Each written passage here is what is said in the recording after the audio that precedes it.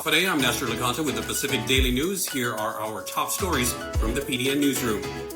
The Guam Environmental Protection Agency is between $175,000 and $328,000 behind on rent for its office space in Tizan, which is owned by the Guam's Ancestral Lands Commission. With Guam EPA's rent set at $8,000 a month, the outstanding balance represents between nearly 2 years of missed rental payments on the low end and almost 3.5 years on the high end. Besides Guam EPA, the Department of Public Health and Social Services Special Supplemental Nutrition Program for Women, Infants, and Children, or WIC, also owes Ancestral Lands about $20,699 in rent, while private firm TransSteel owes about $5,500. These are based on numbers that the Guam Economic Development Authority provided on Wednesday. TransSteel has worked out a payment plan according to Yigo, which manages property for the Ancestral Lands Commission.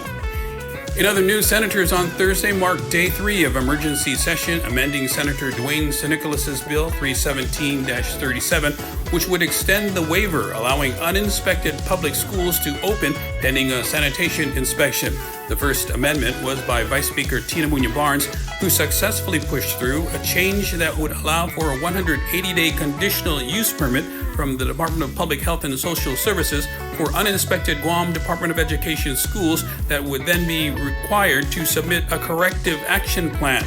Next was an amendment by Education Chairman Senator Chris Barnett requiring an ad hoc task force to conduct site inspections of all campuses that remain uninspected before school opening.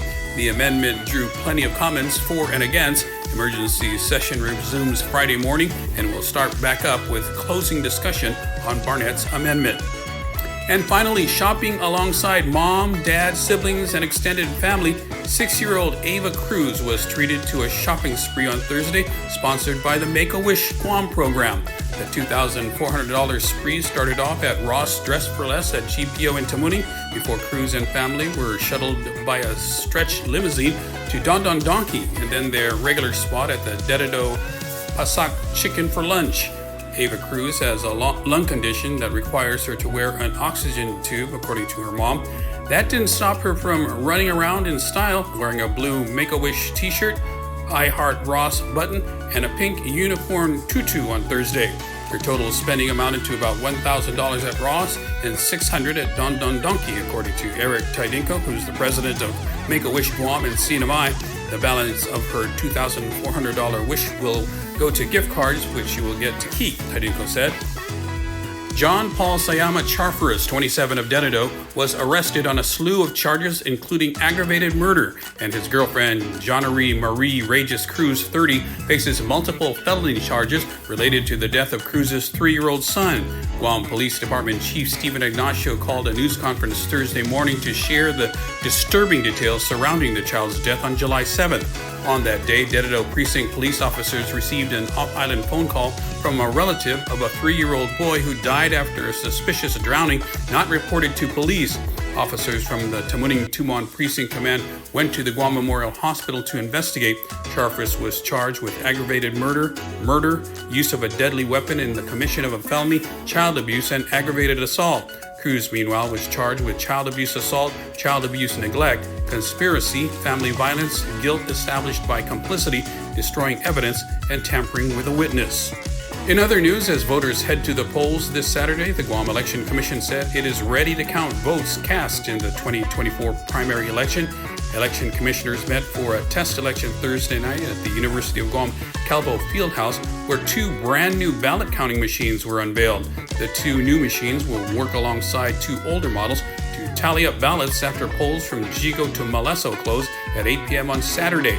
Each of the 2 new counters can chew through about 80 ballots per minute compared to 30 ballots per minute on the older machines, said Michael Dvorak with Omaha, Nebraska-based vendor Election Systems and Software, or ESS.